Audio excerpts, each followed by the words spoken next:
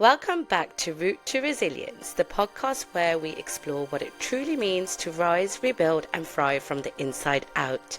I'm your host, Anupa, and in today's episode, it's one that I know will resonate with so many of you. We're talking about burnout, resilience, and the power of reinvention, especially during one of the most misunderstood stages of a woman's life, menopause. My guest today is Sahir Ahmed Evans, a powerhouse in every sense of the word. She's the founder of SAE Empower Coaching, a menopause coach, public speaker, and Pilates teacher who went from hospital beds and heart conditions to British Vogue. Her story is raw, real, and incredibly inspiring. If you've ever felt like you're running on empty, unseen, or unsure of how to reclaim your power, this conversation is definitely for you. So Sahir, thank you so much for being on the podcast today. You are amazing. I've been watching your story and your journey, and I think you're incredible. So thank you so much for being on the podcast today. No, thank you for having me. I'm really looking forward to this chat. So let's talk about your life and your journey. You describe your life 15 years ago as depleted, burnt out, and disconnected. What was going on for you at the time? So much. I was the mother of 4 young children. I was running a business with my husband. He had chronic pain conditions of his own, which was obviously impacting us. I was having debilitating migraines that left me shut away in a dark room, vomiting into a bucket for several days every single month. I had chronic pain. I was having heavy, painful periods, which were severe endometriosis, but I did not know that at the time. I had severe anxiety, like low mood. I feel like I was barely surviving. I couldn't even look after myself well, let alone look after my 4 children. And it's just one of those things where you just get through every day somehow, but you dread getting up the next day.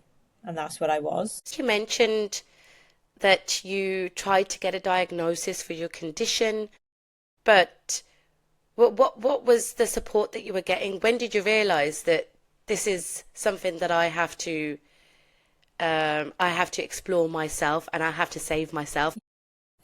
You know, getting the support is very, very challenging, and I was struggling. I would say for several years I just pushed through somehow, and I don't even know how I can say that several years passed, but they did. And I think it was around 10 years ago now when I had this episode. The pain was so severe, I collapsed onto the floor in my home. My son had to pick me up and put me on the sofa. I couldn't move. I was screaming in pain, and he was only a teenager at the time. I was rushed to the hospital, the accident and emergency, and I was told quite categorically that my blood levels had fallen so low that I was at risk of a cardiac arrest at any moment. I couldn't be left alone, and I had to stay there and have several blood transfusions that night, and that was the first point of moving forward. And I remember laying in that hospital bed that night, feeling utterly devastated and a complete failure. It was a rock bottom moment for me, probably the most rock bottom moment I've ever faced. And something switched in me. In that moment, I made a decision.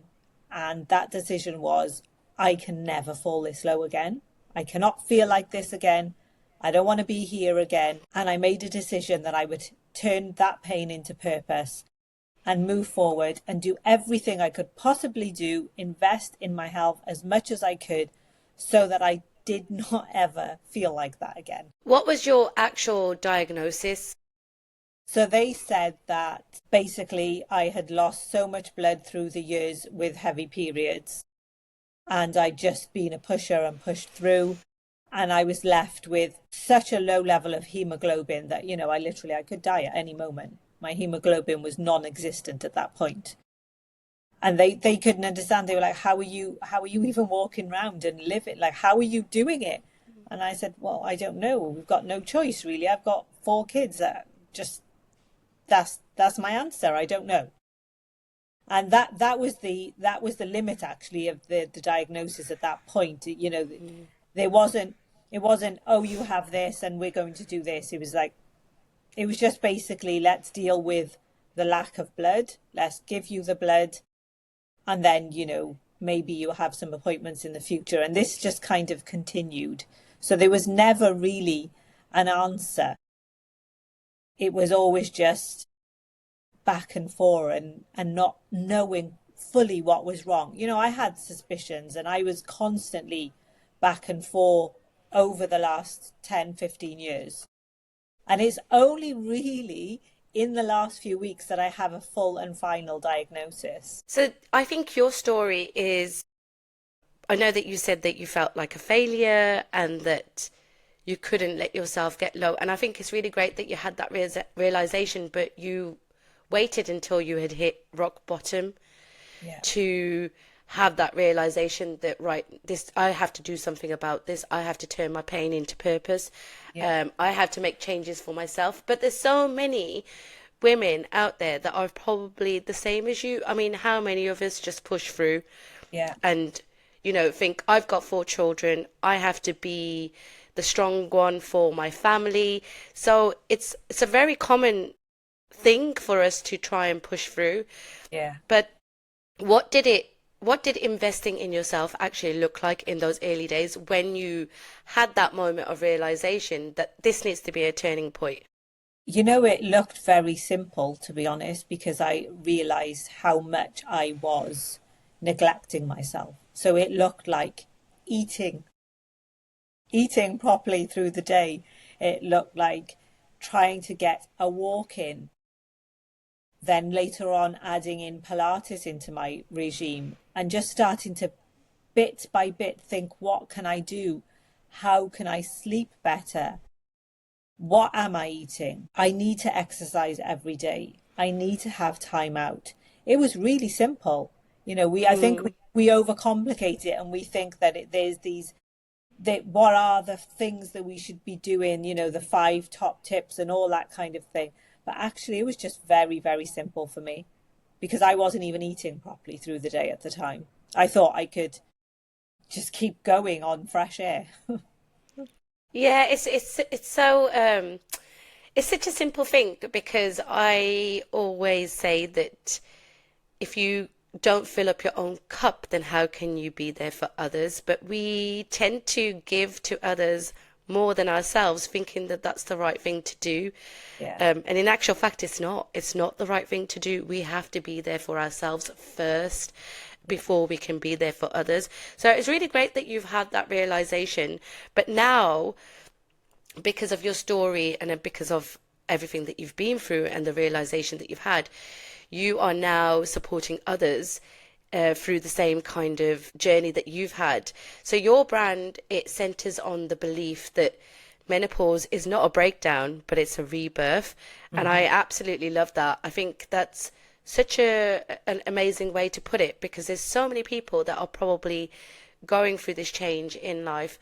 So what was it that inspired this reframe for you? For me, I was actually, my first experience of menopause was the perimenopause symptoms, and I'd been in wellness for some time by that point, and I was understanding it, and then I took it further with the research, the education, taking certifications, and I became to understand that our mindset is very powerful, and if we go through life in a negative way for anything, but if we're talking about perimenopause and menopause, if you look at it through a negative lens continuously, that's going to impact your experience really drastically. And I think that's really underestimated, is that how we frame things has an impact. So from the very beginning, I tried not to look at it from a negative lens. And we're surrounded by this negativity when it comes to menopause and perimenopause. The narrative in society that it's this, life is over, it's this thing to endure, and it's so hard and it's so horrible. And I couldn't be there, because obviously then my story continued, and I was placed in medical menopause a couple of years ago. And I had a little, very short amount of time where I panicked, and thought, oh my goodness, what have I done? How am I going to suffer? This is going to be awful. I had people messaging me. They thought they were doing the best thing, I'm sure, but they were putting the fear of God into me about what this was going to do to my life. And then I thought, I can't do this. Like, if I'm in this now, I'm in medical menopause, and I have to find a way to make it work. And I switched very quickly into, this is going to be good. I'm going to make this work. And it did. And I'm not saying I have some unusual power, but I really do think that mindset shift is very powerful. So I try to just be positive about every day, the symptoms, what it does, how it impacts your life, and what we can do to make a change. Because I think what we don't understand is we have a huge amount of power within us, in our mindset, and in the efforts that we make in our life. You know, the things that we do, the daily practices, there's so much in our power that we can help ourselves through this time. And then obviously then, you know, you can go even deeper, and there's the HRT and seeking help with your medical professionals if you're still struggling. But there is a lot we can do, and it has to be reframed into a more positive time, and that is what I'm here to do.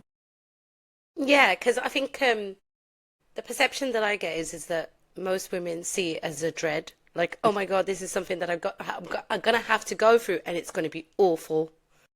And in actual fact, what you're trying to say is that we can make choices and decisions to make it easier for ourselves. We don't have to endure pain or suffering. We can actually make it easier for ourselves, and that is possible. Yeah, that is possible. And then I think it can go even further in, it's not only something that we can, stop enduring. I feel like it's a hugely powerful transition in our life that we have time to reassess, we have time to reset, and to think, where have I got to this point? What happens now moving forward? What can I change? What can I reevaluate? What can I redefine in myself to step into this new era and really own it and enjoy it, and, you know, shed all those things that possibly I needed to leave behind and I just kept holding on to.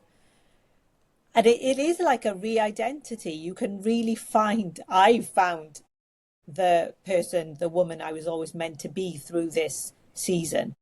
And it's been deeply liberating to step into those shoes. Tell me more about that, the liberation that you felt, and the new identity that you found through this difficult time. I'm interested in that. So tell me more about that.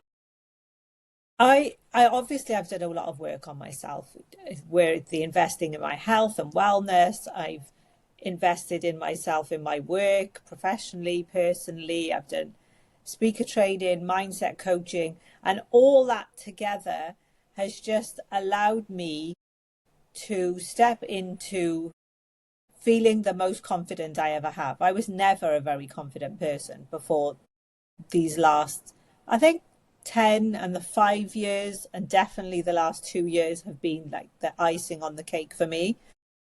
I feel confident in myself. I've been able to own who I am, and in the power of I am an older woman going through perimenopause and menopause. I am a mother, a grandmother, South Asian brown woman who wears hijab, but I use all that to my advantage because I feel it's an advantage. You know, I have experiences and wisdom that I can help other women with.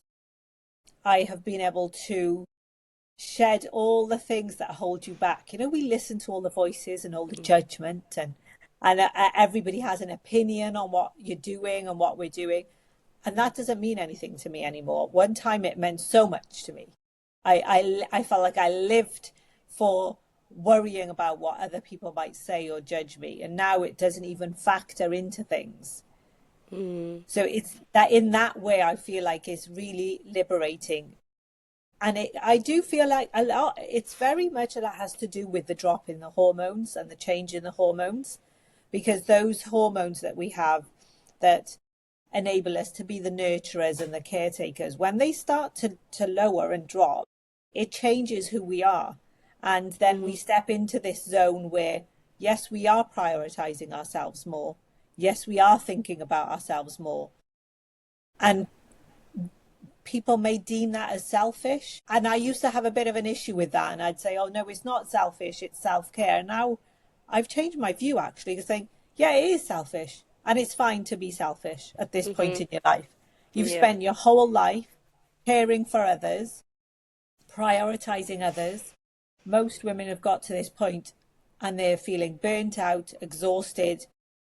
They've sacrificed everything. I hear the word suffocating so much. They're suffocating in their own lives.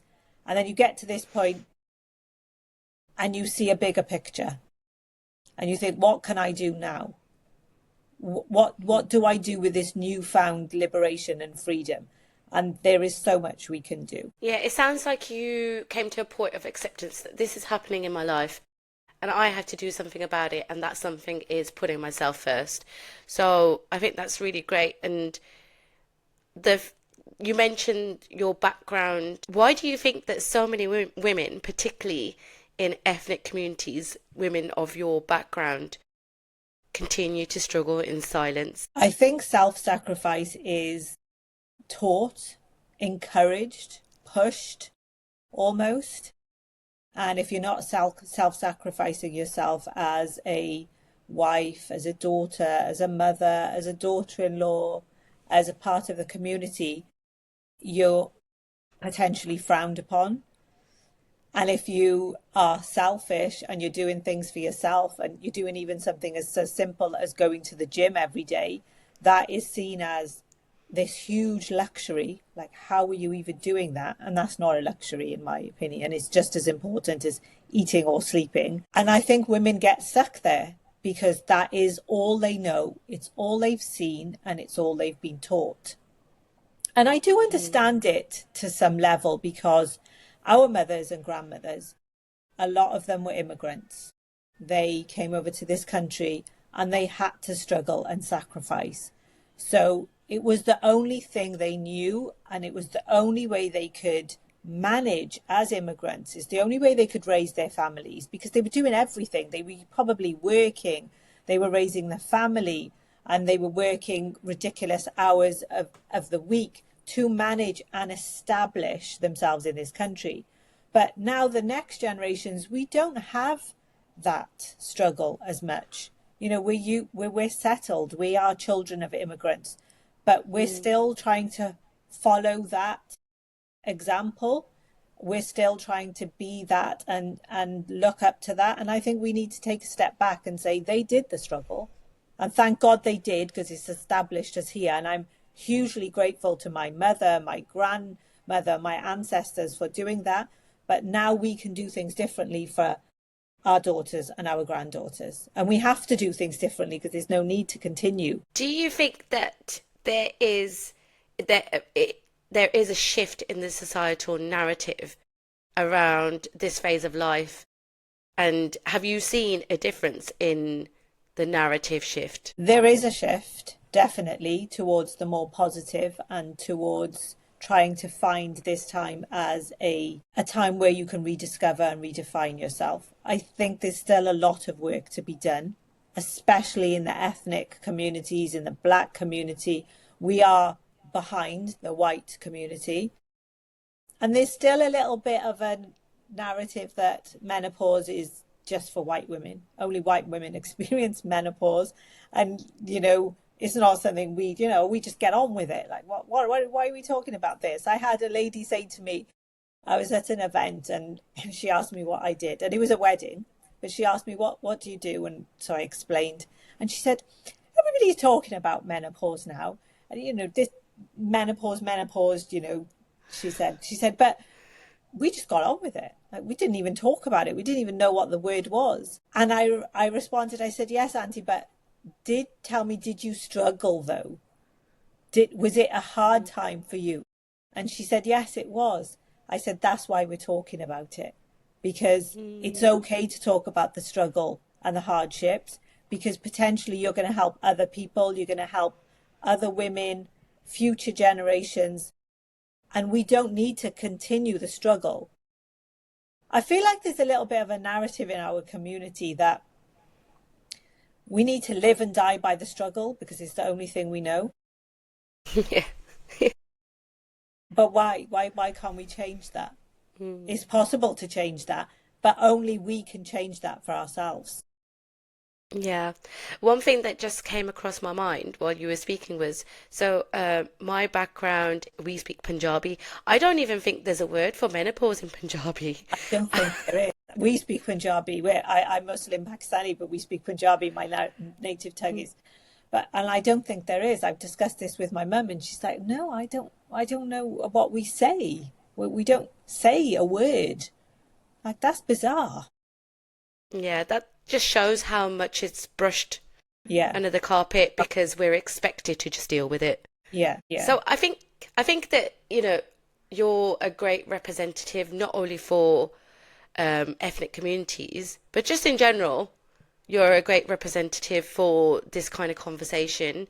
So tell me about your role as a public speaker and educator. How did that transition happen for you? that transition was quite organic, because I was in health and wellness. I actually started my business when I said that I turned my pain into purpose. That is when I started my business and then my brand, because it was, I'm not going to do this myself anymore, and I don't want anyone else to do it. And that's where I started. And I started in fitness, in Pilates. That progressed to wellness. It progressed to coaching and menopause and endometriosis coaching. It's been very organic. And I say a couple of years ago, I think it was after lockdown, I started creating content online on Instagram and then following on TikTok and that kind of thing. And speaking very much around these topics, speaking around health, wellness, investing in yourself, seeing things from a positive angle. What can we do? And that's the growth that then took me to think, okay, I'm speaking, I'm doing the things, I need to put more into it. I feel like this could go bigger. How can I take this message even wider? So I did some work in public speaking to just really just so I could feel more confident in myself in doing that. So it's just been a very organic journey. And that's where it's taken me, and things like this. I'm here on this podcast today and I get asked to speak at events and on Instagram lives and online in public. It's been really organic and a really beautiful process, to be honest, because it's been very intertwined with my personal journey, and that's what I've loved about it. So my personal growth has filtered into my professional work. So I really think that I can talk and share and advise from a place of experience. And that's what I really enjoy doing. I actually enjoy doing it. So it doesn't feel like work. Yeah, I think that sometimes when you have purpose and you set yourself an intention and it's aligned, it magical things happen and miracles can happen. And I see that in your journey. If anybody hasn't seen Sahir online and the work that she does, it's actually incredible to see just how much you're doing in that sphere. I've seen you in Hello Magazine. I've seen that you've done work with British Vogue, and it's incredible. I think it's really great. And like I said, I think it's nice to have somebody from your background to represent. Yeah, I don't think that's ever happened, and it just feels right. So it's really great that you can do that.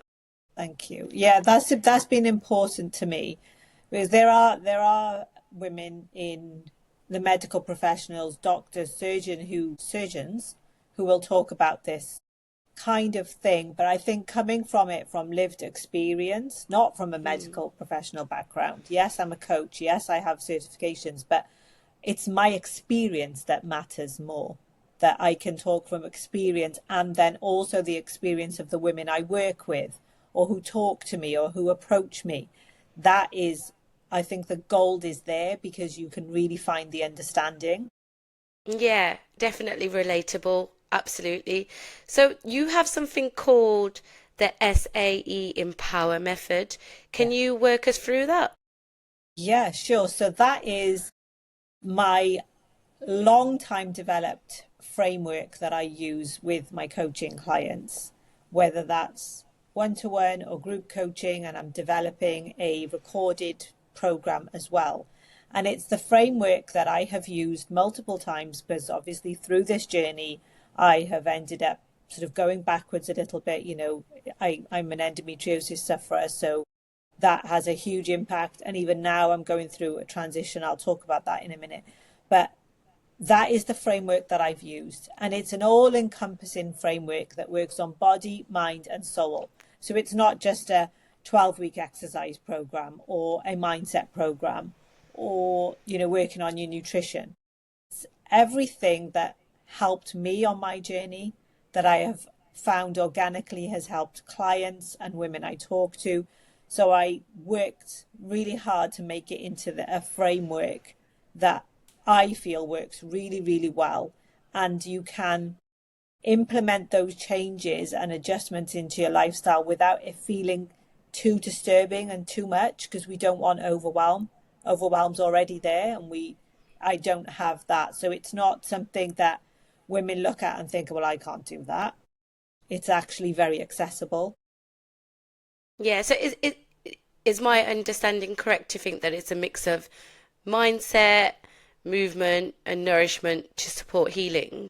Yeah, definitely to support that growth and especially with menopause, but even with endometriosis, trying to use it. So it's for me, I always use just a really simple phrase is to get you from surviving to thriving. That is what SAE Empower Method is going to do. It's what it's done for me and many others, and I've used it multiple times when I've had situations in my life that have set me back. And I'll just go back to the beginning and okay, let's not overwhelm. Let's reset a little bit, and that's what we do. Fantastic. It sounds like an amazing method and program. So if you could give some tiny steps to women going through menopause, what can they do? What are those tiny steps that they can make today to start feeling more empowered? Right. Firstly, I would say that you need to become body literate. You need to understand what is going on in you. Not anybody else, not the noise you hear of what everybody else's symptoms are. Actually, what is it with you? How do you feel? And I always like to use those three, which is body, mind, and soul. So you're thinking about your physical symptoms, how are your emotions impacted, and how are you feeling mentally. And a great way to do this, I feel like, is a daily journal. So for many, many years now, I've kept a health journal. And it's really simple. It's not long-winded. You don't have to be there for half an hour writing away. Just a couple of words jotted down for those three different things, your emotions, your body, and your mental state. And you start to become very in tune with what's going on in your body, in your mind, and it helps you see a bigger picture. That is going to help you if you need to go to your medical professionals, if you need to seek help, and just for you to realize that, oh, I felt terrible on so-and-so day, and I do now. And what is there that's linking that? Did I have a terrible sleep? Was I hugely stressed? You can put the things together yourself. So that is number one, is to feel and understand yourself, and do that through your health journal. And then I think take it one step at a time. So don't think of it as in I have to address everything. I need to look at my exercise, my nutrition, my sleep, my stress management. I need to be doing this, and it's going to keep me up busy all day long. Just take one simple thing. Can you say to yourself, if you're a non-exerciser, can you say, I'm going to walk for 10, 15 minutes every day. And I'm going to do that for a week or so. And then I will look at the next thing. Potentially I'll do 10 minutes of Pilates or 10 minutes of strength training. So trying to just break it down and let yourself adjust to that change one thing at a time. Because I think there is so much going on in a perimenopausal woman already that you can't just go and overload yourself, because when you do is just overwhelm and you don't do anything, you just procrastinate, and you just stay stuck where you are. So one thing at a time, and just keep building it, and see it as building blocks, that you're just adding on another building block after a week or two. And you will start to see the changes. You will start to feel better. And once you feel a little bit more better, once you start to feel a little bit energized, then you can do more. Maybe you can move at a faster pace and add more things in. But I think we just have to start quite slowly. Yeah, so just to sort of sum that up, the first thing is to connect with yourself, listen to your own body. I always have this phrase where I say, become your own scientist. And it is really, really important. You have to figure out what drains you, what energizes you. Because if you don't understand yourself, then you can't help yourself. Yeah. So the first thing is to listen. And then the second thing you're saying is to make small but consistent changes. Because if you're trying to do too much, then you're setting yourself up for failure, I think. That's really, really great advice. And yeah, I think that would be, I think it sounds really simple, but it's something that a lot of us don't know how to do. Yeah, that's the thing. That's what I've noticed, that I think it's got a lot to do with this digital age, right? Everything's become really overcomplicated, and there's so much advice out there that it's overwhelming. And we think that in order to feel better, there must be this huge complex equation that we have to do, like some kind of really long algebra equation that we would have to do to feel better. Because that is what we're seeing, and we're hearing all these different messages, but actually it's just really simple. We just need to do the simple things consistently every day, and you will see the needle move. Because And I guess it's, sorry, go ahead. I was just going to say, I guess it's not something that happens overnight as well. I think you have to have patience with yourself. Yeah, you have to have patience, because it's not an overnight journey, because it's a lifelong journey. So I don't want anyone to see it as like my program's a 12-week program. Don't think that just for 12 weeks you do that and then you go back to everything and you're still going to be fine. They're the tools and strategies that you have to put into place, and that is how you live for the rest of your life. And they're not tools and strategies that are suffocating and too difficult to implement. They are daily practices that are life-changing, but they're very, very easy to do. Yeah, no, it's a really great advice, and I think it sounds like the best advice to give somebody of a woman who's going through this life change. Yeah. Not to overwhelm them. So tell me, what does resilience look like for you today? Because I know that you're on this journey and you've used this experience as your power, which is amazing. But there must be times where you're having a bad day yourself, and we all go through ups and downs. It's not always going to be, an amazing day. So how do you continue to be resilient and be there for yourself whilst also being there for others? Yeah. That's a great question, actually. Resilience comes from doing hard things and actively seeking out hard things, so that when life throws the hard things at you, you have built that resilience. And so it sounds strange to say. So it's do the hard things so you can do the hard things. And for me, that is in terms of, I like to do physically hard things. So that's where the physical challenges come in. So I work out a lot, that's my background. And I like to do calisthenics now, and handstands and pull-ups and things like that. And it sounds like, to somebody who's not experienced in it, they think, well, how is that going to help you deal with life's challenges? I don't get it. Because working on yourself and going through that mental struggle and the physical struggle to do those hard physical things makes you resilient. And then life throws things at you, or you get blown over by another tidal wave. And you do get blown over. You just, we're just human. It's much easier to get back up and face it and face those challenges. So, for example, I said I would come back to this in my story. My ongoing journey of the last 15 or so years with endometriosis, not knowing it was endometriosis, then finally having a diagnosis 2 years ago. I had a diagnosis and I was placed into medical menopause, and I've been really, really well on medical menopause. I feel like it's the reason I have managed to progress so fast in these last 2 years out of the 15. And then I was knocked off my feet again about 2 months ago or so in excruciating pain, even worse than that time when my son picked me up. My husband had to call an ambulance. It was just awful. And it turns out, long story, but I've had an MRI, and the endometriosis is much worse than we realized 2 years ago.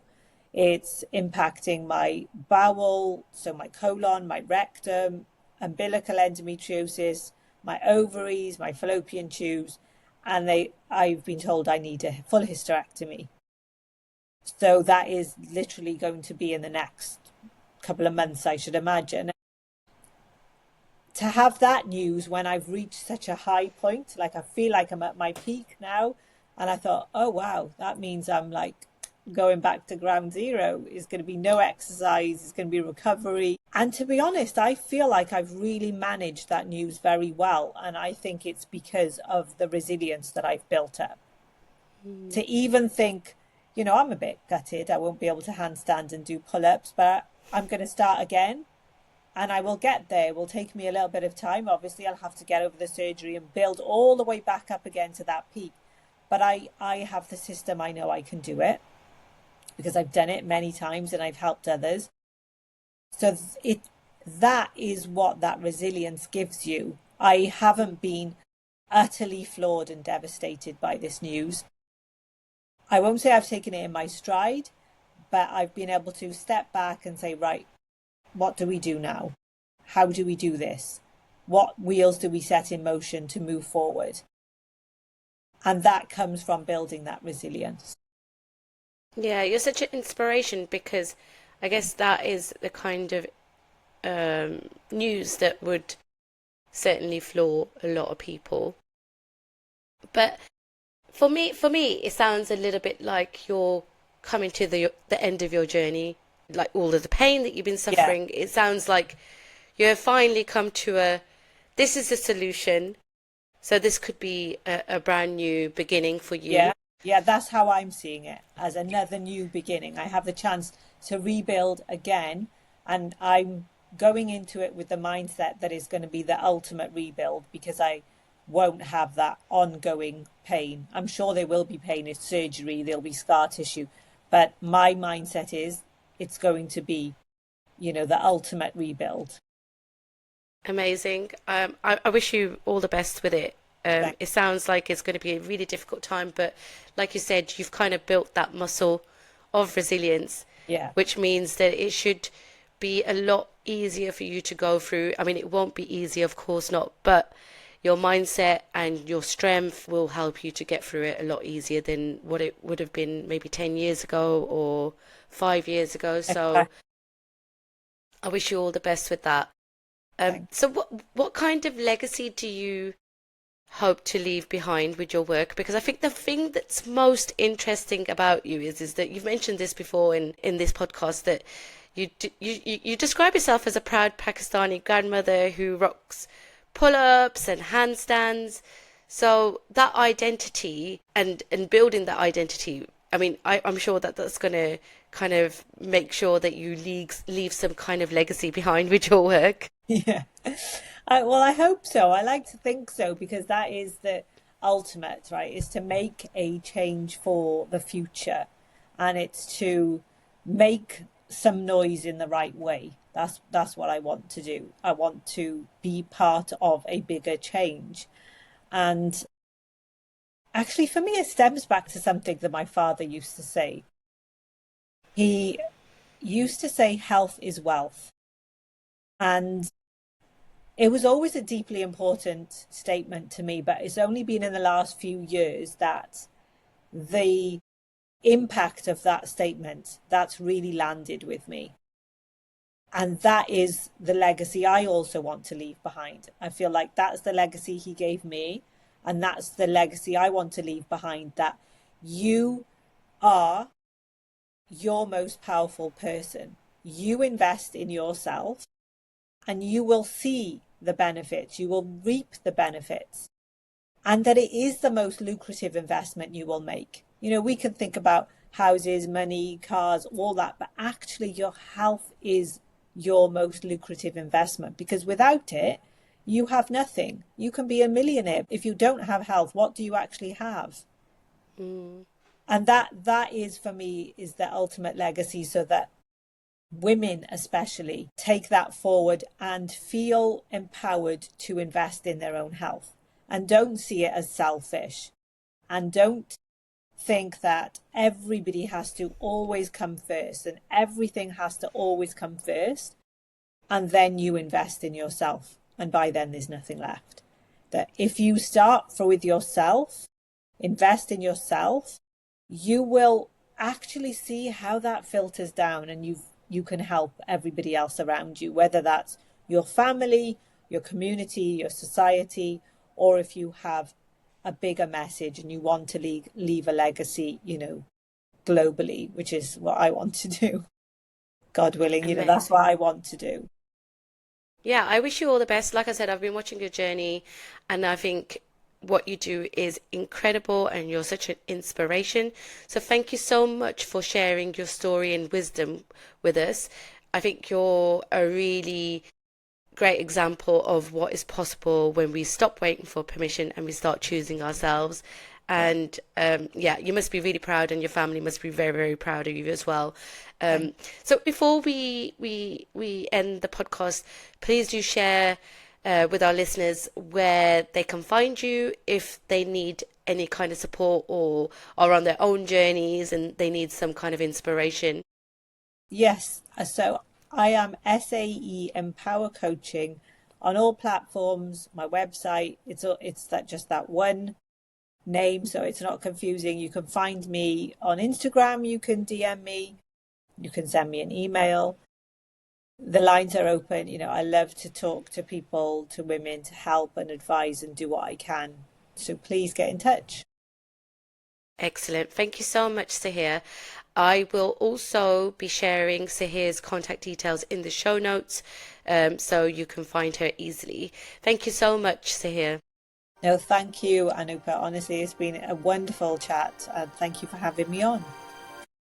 If you're listening and resonating with any part of Sahir's story, I want you to remember this. You are not broken, you are becoming. You are not invisible, you are invincible. You are not past it, you are a powerhouse. So menopause is not the end, it's just the beginning. A reset, a time to rise, to thrive. So I will leave you with this. What would your life look like if you started investing in yourself, mind, body and soul today? Now, if this episode moved you, please share it with a friend who needs to hear it. And don't forget to subscribe, leave a review and follow me on Instagram. Until next time, remember, resilience is your superpower.